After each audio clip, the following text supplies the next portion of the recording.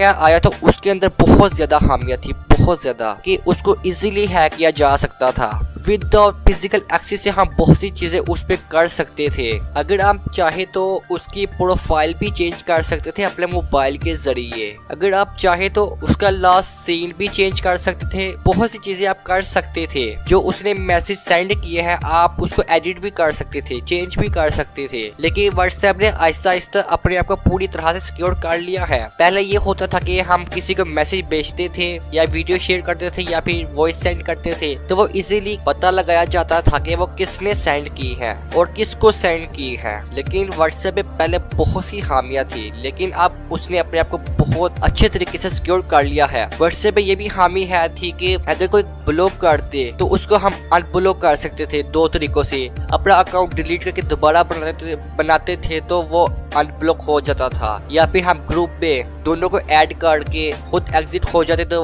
वो भी अनब्लॉक हो जाता था। लेकिन ये दोनों भी अपनी काम नहीं करती। लेकिन अब ये काम करती है कि अगर आपको किसी ने ब्लॉक किया हुआ हो तो वो अगर ग्रुप में मैसेज करे या फिर आप उसको मैसेज करे तो आप एक दूसरे के मैसेज ग्रुप में देख सकते हैं। ये फीचर है। और अगर आप किसी को मैसेज सेंड करते हैं या वीडियो सेंड करते हैं तो सबसे पहले वो इंक्रिप्टेड फॉर्म में होकर दूसरों के मोबाइल पे जाते हैं, फिर वो ऑटोमेटिकली डिक्रिप्ट हो जाती है। इससे ये होता है कि हैकर इसको पढ़ नहीं पाएगा। तो आज के दौर में व्हाट्सएप पूरी तरह से सिक्योर हो चुका हुआ है। फ्रेंड, जब व्हाट्सएप स्टेटस का नया जब फीचर्स आया था तब इस पे ये खामी है थी कि अगर किसी ने स्टेटस लगाया हुआ है हम उसको चेंज भी कर सकते थे। वो कैसे? जहाँ पे हमारी लोकेशन में ट्रैक्शन में स्टेटस की वीडियोस पिक्चर वगैरह सेव होती है उस पर वहां जाके किसी भी फाइल को उसी नेम से रिप्लेस करते थे तो वो स्टेटस चेंज हो जाता था। लेकिन अब व्हाट्सएप ने उसको भी चेंज कर दिया हुआ है। मतलब आज के दौर पे व्हाट्सएप को हैक करना थोड़ा सा मुश्किल हो चुका हुआ है।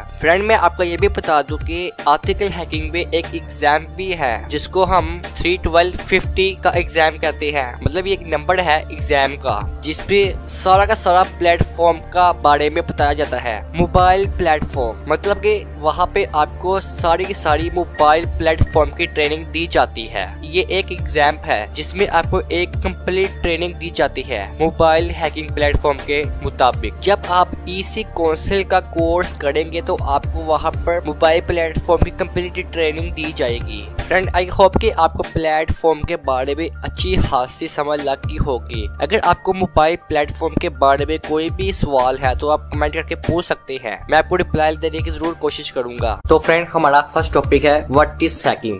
हैकिंग क्या है? देखिए, आप हैकिंग के बारे में लर्न कर रहे हैं तो आपको पता होना चाहिए कि हैकिंग क्या है। ये मैं आपको वो चीजें बताऊंगा जो कि मैंने आपको शुरू में नहीं बताई थी। इनका इम्पोर्टेंट बहुत ज्यादा जरूरी है अगर आप हैकिंग लर्न कर रहे हैं तो। सो फ्रेंड, क्वेश्चन ये बनता है व्हाट इज हैकिंग, और इसका आंसर ये है कि hacking is unauthorised use of computer and network source. The term hacker originally mean very gift programmer in design the through the web arrays access to multiply system. It now has a negative implication. Hacking is a phenomenon in the United States and most other countries when it is done by request and under the contact between an ethical hacker and an organization. It's okay. The key difference is that the ethical hacker has authorization to roam the target. मतलब कि friend, आपको मैं आसान तरीके से बताता हूँ। Hacking जो होती है एक तरह की चोरी होती है जो कि कंप्यूटर या फिर नेटवर्क के अंदर से किसी चीज को चुरा लेना विदाउट किसी की परमिशन से, उसको हम हैकिंग कहते हैं। तो फ्रेंड, मैं आपको ये भी बता दूं कि हैकिंग कौन लोग करते हैं। हैकिंग प्रोग्रामर करते हैं, प्रोफेशनल करते हैं जो कंप्यूटर के बहुत ज्यादा प्रोफेशनल होते हैं, और जिनको नेटवर्किंग आती हो वो लोग हैकिंग करते हैं। तो फ्रेंड, मैं आपको एक मिसाल देता हूँ।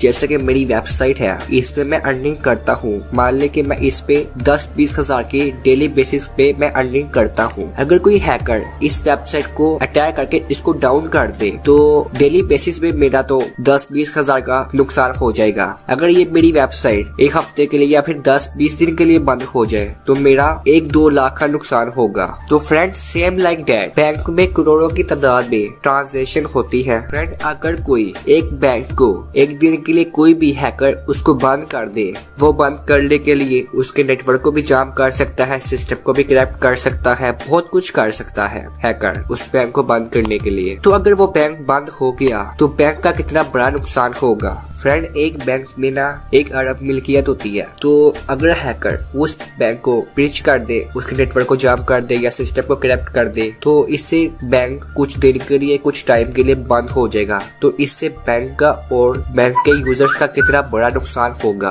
फ्रेंड, इससे हैकर को बहुत ज्यादा फायदा होता है और कंपनी का बहुत ज्यादा नुकसान होता है। Friend, same like that hacking कहते हैं चोरी को। फ्रेंड, कुछ कंपनीज है हैकिंग के रिलेटिव जो कि हैकर को ढूंढती रहती है। फ्रेंड, इसके बारे में हम आगे डिस्कस करेंगे। आपको पता चल गया होगा कि हैकिंग क्या होती है, हैकिंग करने से क्या फायदे होते हैं और क्या नुकसान होते हैं, और हैकिंग कौन लोग करते हैं और उनकी क्या एक्सपर्टीज होती है। तो फ्रेंड, अब हम बात करते हैं ethical hacking. What is ethical hack? Ethical hacking and ethical hacker are term used to describe hacking perform by the company or individual to help identify potential threat on the computer or networks. An ethical hacker attempts to bypass system security and search for any weak point that could be exploited by malicious hackers. This information is then used by the organization to improve the system security in an effort to minimize or eliminate any potential attacks. Friends, main के ethical hacker जो होते हैं legally चोर होते हैं। जैसे कि हमने बात की थी व्हाट इज हैकिंग। हैकिंग जो होती है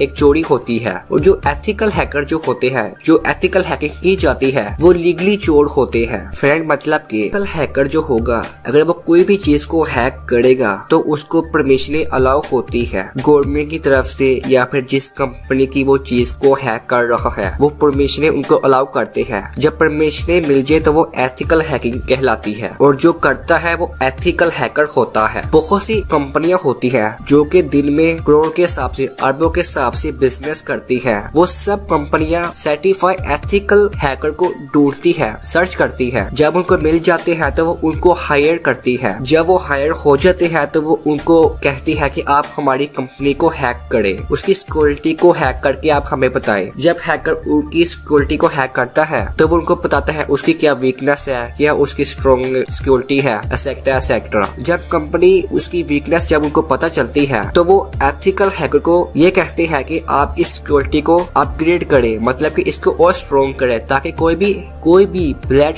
हैकर इसको हैक ना कर पाए। अगर हैक करे तो आप हमें बताइए। इस तरह से वो कंपनी वाले एथिकल हैकर को हायर करती है अपनी कंपनी की सिक्योरिटी को मजबूत करवाने के लिए, ताकि उनकी कोई भी सिक्योरिटी के साथ छेड़छाड़ ना कर सके, उनका नेटवर्क डाउन ना कर सके, या कुछ ऐसी खास चीजें होती है जो इन्फॉर्मेशन होती है कंपनी की वो लीक हो जाती है ब्लैक हैकिंग से। इसलिए सर्टिफाइड एथिकल हैकर को हायर किया जाता है। और फ्रेंड, मैं आपको ये भी बता दूं कि दुनिया में सबसे बड़ा बिजनेस एथिकल हैकिंग का है, क्योंकि जब भी एथिकल हैकर को हायर किया जाता है तो उसके बहुत ज्यादा चार्जेस होते हैं, वो बहुत ज्यादा चार्जेस मांगते हैं, तब ही वो कंपनी की डिटेल वगैरह हैक करके उनको दिखाते हैं। फ्रेंड, दुनिया में जितने भी एथिकल हैकर हैं वो सबसे ज्यादा सैलरी लेते हैं। फ्रेंड, जो एथिकल हैकर जो होते हैं वो कंपनी की हर एक बात को, हर एक पॉइंट को चेक करते हैं कि इस पे क्या खामी है, फिर वो उस खामी को निकाल कर कंपनी वालों को बताते हैं कि आपकी सिक्योरिटी में ये खामी है। तो कंपनी वाले ये करते हैं कि उस जो सिक्योरिटी उनकी पहले वाली होती है उसको अपग्रेड करते हैं, उसको और ज्यादा मजबूत करते हैं। फिर सर्टिफाइड एथिकल हैकर को कहा जाता है कि फिर आप हैक करें। इसी तरह वो उनकी कंपनी की डिटेल को हैक करते रहते हैं और उनकी हिफाजत भी करते हैं। जो एथिकल हैकिंग कर रहा होता है वो बहुत ज्यादा चार्जेस लेता है इस काम के दौरान। आपको समझ लगी होगी कि ये एथिकल हैकिंग जो होती है वो लीगल चोरी होती है। जिसको एथिकल हैकिंग आती है, जिन्होंने की हुई है, जो कर रही है, वो दुनिया में सबसे ज्यादा कमा रही है, जो सर्टिफाइड एथिकल हैकर है। तो फ्रेंड, अब हम चलते हैं अपने नेक्स्ट अगले टॉपिक की तरफ। तो फ्रेंड, अब हम बात करने वाले हैं साइबर क्राइम के बारे में। What is cyber crime? Cyber crime a computer related crime is a crime that involves a computer network. The computer may have been used in the commission of crime. Friend, मतलब कि मैं आपको इसका simple बताता हूँ। Crime के बारे में तो आपको पता है जुर्म। साइबर क्राइम का मतलब हुआ कि इंटरनेट में कोई भी इलीगल काम करे उसको हम साइबर क्राइम कहते हैं। इंटरनेट पे होने वाला क्राइम उसको हम साइबर क्राइम कहते हैं। फ्रेंड्स, साइबर क्राइम में कौन कौन सी चीजें आ जाती है? साइबर क्राइम में किसी कंप्यूटर की इंफॉर्मेशन को चुराना, या फिर किसी के नेटवर्क के साथ छेड़छाड़ करना, उसको हैक करना, उसकी भी इंफॉर्मेशन को चुराना, या फिर किसी नेटवर्क की चोरी करना, ये सब कुछ साइबर क्राइम में आ जाता है। या फिर किसी की प्रॉपर्टी के साथ छेड़छाड़ करना, उसको हैक करने के बाद किसी को ब्लैकमेल करना, किसी की कंपनी का बुरा सोचना, नुकसान करना उसके बारे में, किसी की कंपनी को डाउन कर देना वगैरह वगैरह एक्सेट्रा एक्सेट्रा, ये सब कुछ साइबर क्राइम में आ जाता है। तो फ्रेंड इसको हम कहते हैं साइबर क्राइम। फ्रेंड ये एक जुर्म है और इसकी हर मुल्क के मुताबिक, हर कंट्रीज के मुताबिक इसकी सजा भी रखी गई है। फ्रेंड हर एक कंट्री में अपने अपने कंट्रीज के मुताबिक साइबर क्राइम की सजा भी होती है और हर कंट्रीज में क्राइम के मुताबिक भी सजा दी जाती है। ये क्राइम के ऊपर डिपेंड करता है कि हैकर ने किस चीज को हैक किया है, किस चीज को टारगेट किया है, किस कंपनी को टारगेट किया है, कौन सी बड़ी कंपनी को टारगेट किया है या कौन सी छोटी कंपनी को टारगेट किया है, उसके मुताबिक ही उनको सजा दी जाती है। मैं अपने मुल्क के मुताबिक बता दूं कि अगर कोई साइबर क्राइम में फंस जाए तो उसको 7 साल की सजा भी होती है और उसने जिस कंपनी को टारगेट किया होगा, जितनी बड़ी कंपनी होगी उसको उसके मुताबिक ही सजा दी जाएगी। तो फ्रेंड अगर हम दूसरे कंट्रीज की बात करें तो उस पे शूट एंड साइट भी है, मतलब जैसे ही हैकर पकड़ा जाए तो उसको मार दिया जाए या फांसी हो जाए, जो भी उनके जो कानून होते हैं। तो फ्रेंड आप मुझसे ये भी पूछ सकते हैं कि साइबर क्राइम पे इतनी सख्ती क्यों है, इतनी सजा क्यों है? तो वो इसलिए दोस्तों क्योंकि अब देखिए कि कंपनी में जो जितनी बड़ी कंपनी होगी उस पे उतने ही ज्यादा काम करने वाले लोग होंगे। एग्जाम्पल ले लेते हैं, एक बहुत बड़ी कंपनी है जिसपे लाखों की तादाद में लोग काम करते हैं। अगर हैकर उसको कुछ मिनट के लिए भी डाउन करेगा ना तो उनका बिलियन रुपए का नुकसान होगा, या फिर वो काफी टाइम के लिए उसको डाउन कर दे या फिर बंद कर दे या फिर उनके पूरे डाटा को ही करप्ट कर दे या डिस्ट्रॉय कर दे, कुछ भी कर दे, उसको उसके मुताबिक ही सजा मिलेगी। वो इसलिए क्योंकि कंपनी में बहुत से लोग काम करते हैं, उनका जो रोजगार होता है वो बर्बाद हो जाएगा। तो इसलिए साइबर क्राइम को बनाया गया है ताकि इंटरनेट में कोई भी जुर्म हो तो उसको सजा दी जाए। फ्रेंड मैं आपको साइबर क्राइम की टाइप भी बता देता हूँ, जस्ट आप यही समझते हैं कि हैकिंग जो है वो साइबर क्राइम है, ये बात नहीं होती। हैकिंग साइबर क्राइम तो है लेकिन इसकी बहुत सी टाइपें होती है, जैसे कि कॉपीराइट, ये भी एक साइबर क्राइम है। वो क्यों, कैसे? वो इसलिए अब ये मान ले कि अभी कुछ महीनों बाद या कुछ दिनों बाद मूवी रिलीज होने वाली है, तो अगर आप उस मूवी को ही हासिल कर ले, किसी तरह हैक करके उसको गेट कर ले, तो अगर आप उसको किसी भी अपनी या किसी और की वेबसाइट पे उसको अपलोड करके अर्निंग करना शुरू कर देंगे तो ये भी एक क्राइम है। कॉपीराइट इंफ्रिंजमेंट ये भी एक क्राइम है। एडवांटेज मास सुल्वरियंस ये भी एक क्राइम है। चिल्ड पोर्नोग्राफी ये भी एक क्राइम है, ये तो आपको पता ही होगा पोर्नोग्राफी किसको कहते हैं। और चाइल्ड ग्रूमिंग ये भी एक क्राइम है जिसको हम साइबर क्राइम कहते हैं। फ्रेंड आई होप कि आपको समझ लग गई होगी। तो फ्रेंड आज मैं ये ट्यूटोरियल छोटा बना रहा हूँ क्योंकि YouTube पे तो मैंने काम करना एक तरह का छोड़ दिया हुआ है, क्योंकि मैं YouTube पे बहुत कम वीडियो बना रहा हूँ क्योंकि मुझे कोई भी सपोर्ट करने वाला नहीं है, मुझे जस्ट कुछ पीपल ही सपोर्ट करने वाले हैं, तो जस्ट उनके लिए वीडियो बना रहा हूँ। अगर आप चाहते हैं तो मैं दिन में रोजाना वीडियो अपलोड करूँ तो आप मुझे सपोर्ट करें, मेरी वीडियोस को लाइक करें, शेयर करें, जिनको हैकिंग में इंटरेस्ट है उनके साथ मेरी वीडियो को शेयर करें। और फ्रेंड हम एथिकल हैकिंग ट्रेनिंग पार्ट 6 पे हम ये चीजें सीखेंगे, कैसे हम सर्टिफिकेट को हासिल कर सकते हैं, एक सर्टिफाइड एथिकल हैकर का सर्टिफिकेट कैसे लिया जा सकता है, और हैकिंग के दौरान हमें किन किन चीजों को याद करना चाहिए, किन किन चीजों की जरूरत पड़ती है, क्या क्या हमें आना चाहिए हैकिंग के दौरान। और मैं आपको बहुत सी इससे भी अच्छी चीजों के बारे में बताऊंगा। अगर आप ये सब कुछ जानना चाहते हैं तो आप मेरे चैनल को सब्सक्राइब करें, अपने फ्रेंड के साथ शेयर करें ताकि मुझे सपोर्ट मिले और मैं आपके लिए ऐसे ही अच्छी अच्छी ट्यूटोरियल लाता रहूं। तो फ्रेंड आज के लिए इतना ही, शुक्रिया, अल्लाह हाफिज। अब मैं मिलूंगा आपसे अगले नेक्स्ट टॉपिक पर।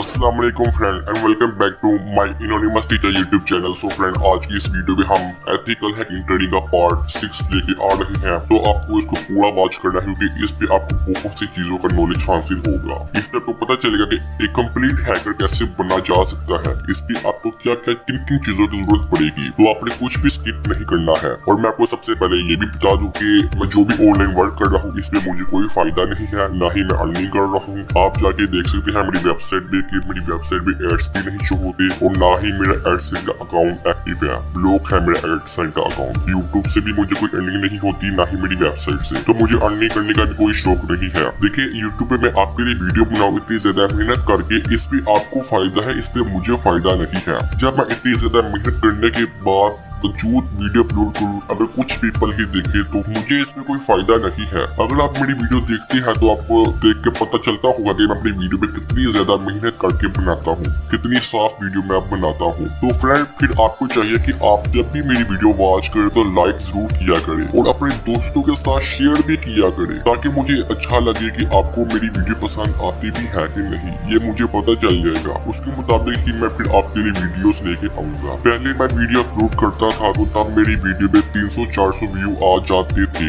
लेकिन अब मैं डेली वाइज वीडियो अपलोड कर रहा हूँ तो यहाँ पर मेरी वीडियो में 100 व्यू भी कंप्लीट नहीं हो रहे हैं, पता नहीं क्यों। अगर आप एथिकल हैकिंग की ट्रेनिंग जैसी वीडियोस चाहते हैं, नेटवर्किंग की ट्यूटोरियल चाहते हैं, जो भी कुछ चाहते हैं, तो आपको हमें सपोर्ट करना चाहिए। आपको हमारे चैनल को सब्सक्राइब करना चाहिए और अपने दोस्तों के साथ भी शेयर करना चाहिए। उसके मुताबिक ही हम आपके लिए वीडियोस लेके आएंगे। अगर हमारे चैनल पर कोई नया है तो उनके लिए मैं रिकमेंड करता हूँ कि आप इस चैनल को जरूर सब्सक्राइब करें, क्योंकि हम आपके लिए एथिकल हैकिंग के ट्यूटोरियल, एथिकल हैकिंग की ट्रेनिंग जैसे वीडियोस हम आपके लिए लाते रहते हैं। अगर आप चाहें तो हमें सोशल मीडिया पर भी फॉलो कर सकते हैं, उन सब का लिंक आपको डिस्क्रिप्शन में मिल जाएगा। सो फ्रेंड बिना वक्त ज़ाया किए हम इस ट्यूटोरियल को शुरू करते हैं।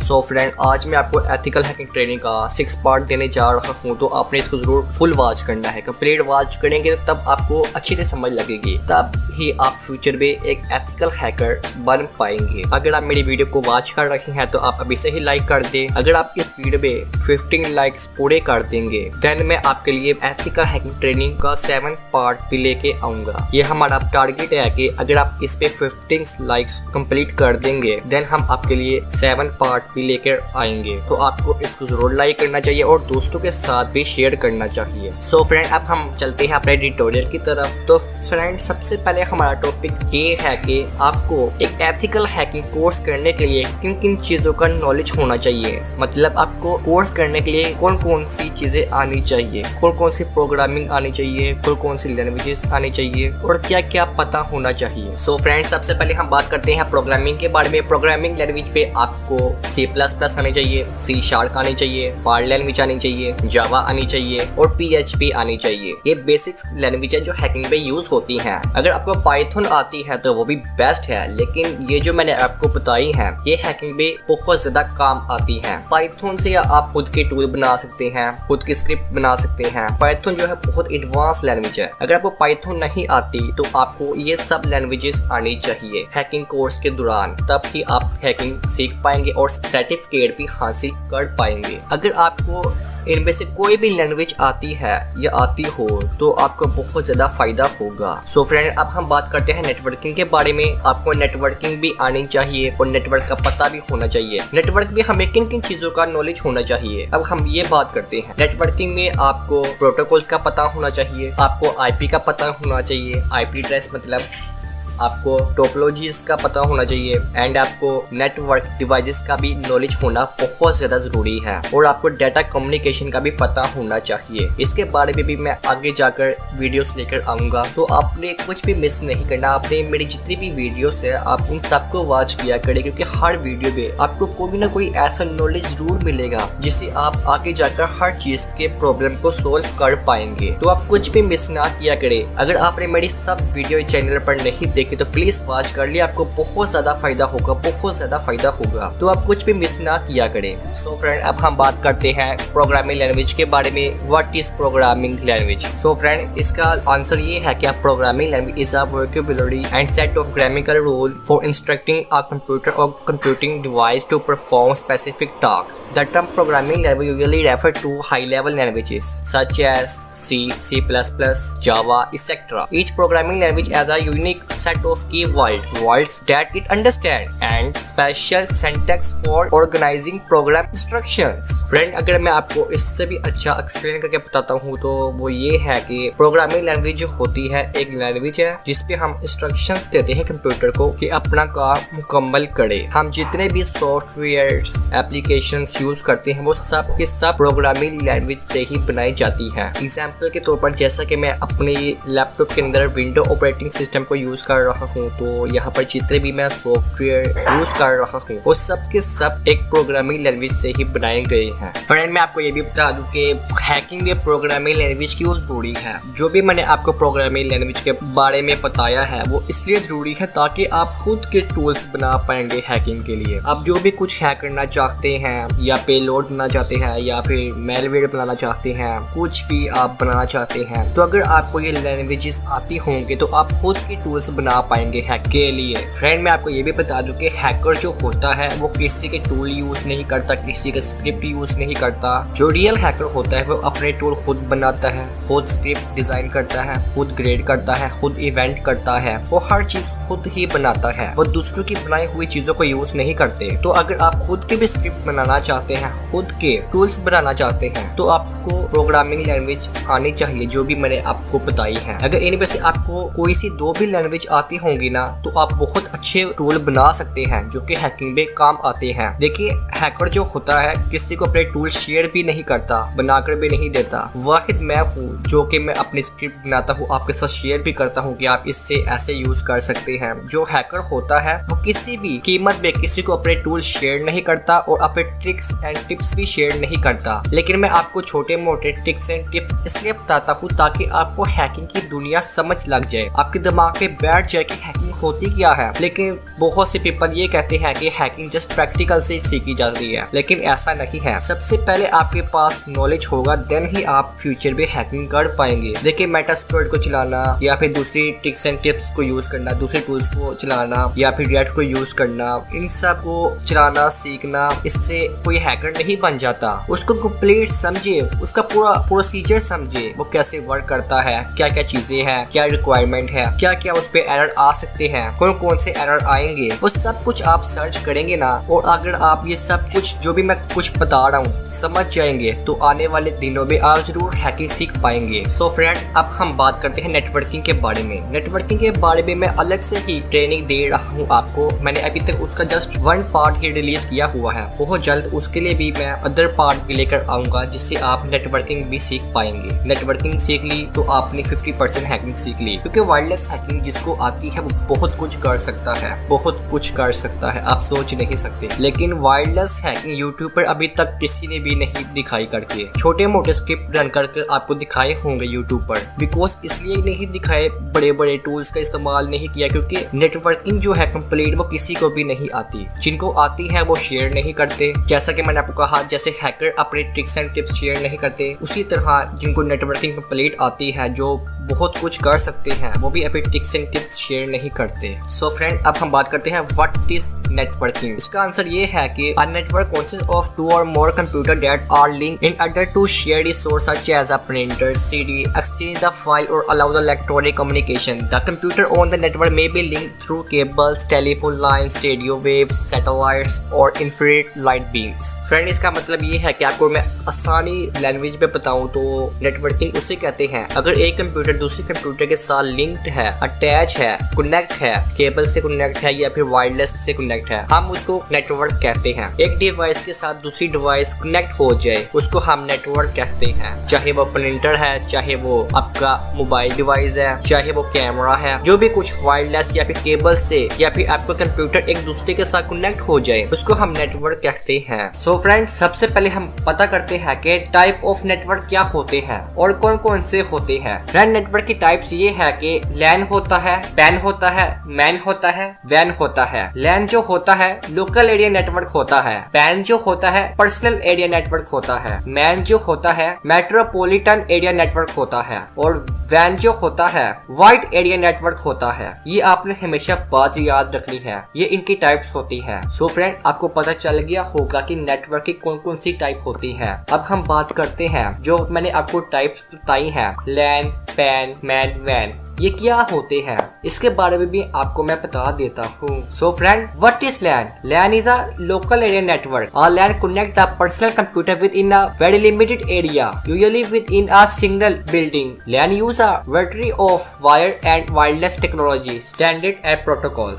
फ्रेंड, मतलब के लैन जो होता है लोकल एरिया नेटवर्क होता है जहाँ पर आपके कंप्यूटर आपस में एक दूसरे के साथ कनेक्ट होते हैं, उसको हम लैन कहते हैं। For example, school computer lab and home network are example of LAN. Friend, मतलब के आपके जहाँ पर स्कूल लैब के जो कंप्यूटर होते हैं, कॉलेजेस के जो कंप्यूटर होते हैं, या किसी भी जगह पे जितने भी कंप्यूटर एक दूसरे के साथ कनेक्ट होते हैं, हम उनको लैन कहते हैं। तो फ्रेंड, अब हम बात करते हैं what is pan. Pan is personal area network. A pan is a term of use to refer to the interconnection of the personal digital device within a range of about 30 feet 10 meter and without use wire and cable। Friend, मतलब के pan जो होता है personal area network होता है जिसपे आप अपना पोर्टेबल जो प्रिंटर होता है या फिर आपका जो मोबाइल होता है जो उसकी ब्लूटूथ होती है जिससे आप एक दूसरे के साथ चीजें शेयर करते हैं, मतलब आप किसी को डाटा सेंड कर रहे हैं और रिसीव भी कर रहे हैं। तो फ्रेंड, ये सारा पर्सनल एरिया नेटवर्क में आ जाता है जिसको हम पैन कहते हैं। मतलब एक नेटवर्क के अंदर आप कनेक्ट हैं जिसपे आप अपना डाटा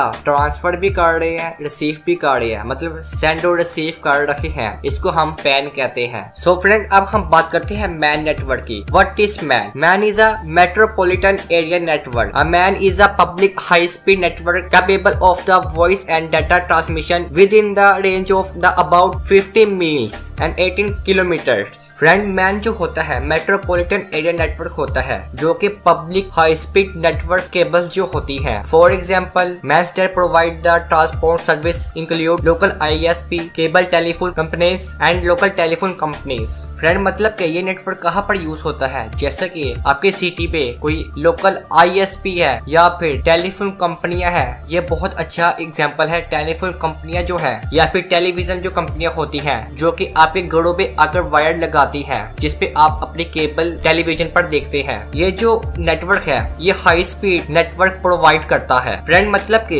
केबल टेलीविजन जो कंपनियां होती हैं या फिर लोकल टेलीफोन कंपनियां जो होती हैं जो कि आपके घरों पे आकर नेटवर्क केबल लगाते हैं, इसको हम मैन कहते हैं, मेट्रोपॉलिटन एरिया नेटवर्क कहते हैं। तो फ्रेंड, अब हम बात करते हैं वैन के बारे में। व्हाट इज वैन? वैन is a wide area network. A वैन is a cover a large geographical area and typical consist of a several smaller network which might use different computer platform and network technology. For example, the network is a world large WAN network for nationwide। Friend, मतलब के WAN जो होता है wide area network होता है जिसपे country एक दूसरे के साथ कनेक्ट होती है। मतलब WAN नेटवर्क में कंट्रियां एक दूसरों के साथ कनेक्ट होती है। वो किससे कनेक्ट होती है? वो एक सबमरीन केबल से कनेक्ट होती है जो कि समुद्रों में पाई जाती है। समुद्र में बहुत बहुत बड़ी केबलें होती है जो कि एक दूसरी कंट्रियों के साथ कनेक्ट होती है जिसको हम WAN कहते हैं। आई होप कि आपको नेटवर्क की टाइप्स की समझ लगी होगी। अगर आपको कुछ ना समझ लगी हो तो आप कमेंट करके मुझसे पूछ सकते हैं, मैं आपको बता दूंगा।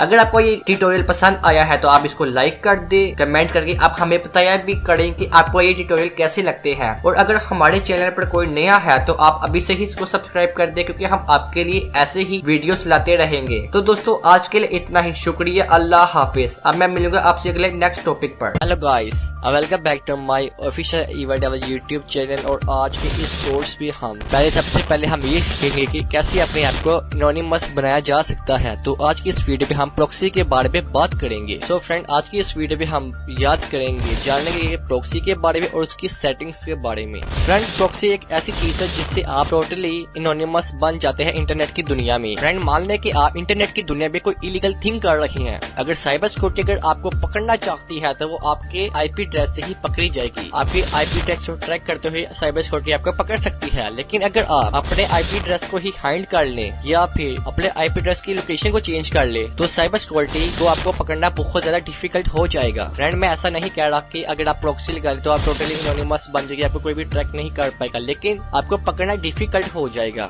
सो फ्रेंड, आज के इस टॉपिक पे हम प्रॉक्सी के बारे में जानने वाले हैं और आपको ये टॉपिक बहुत ज्यादा पसंद आएगा। अगर आप एथिकल हैकिंग की फील्ड पे जा रहे हैं या फिर पेनिट्रेशन करने जा रहे हैं या फिर इसका कोर्स करने जा रहे हैं, तो आपको प्रॉक्सी के बारे में जानना बहुत ज्यादा जरूरी है। सो फ्रेंड, अब हम जानते हैं कि प्रॉक्सी क्या होता है। What is proxy? Let's start from the generally mean of the word of proxy. It's actually an the agent substitute or anybody act at place of any other. Technically proxy are used to bypass some firewall registration, maintaining anonymity or for many other purpose.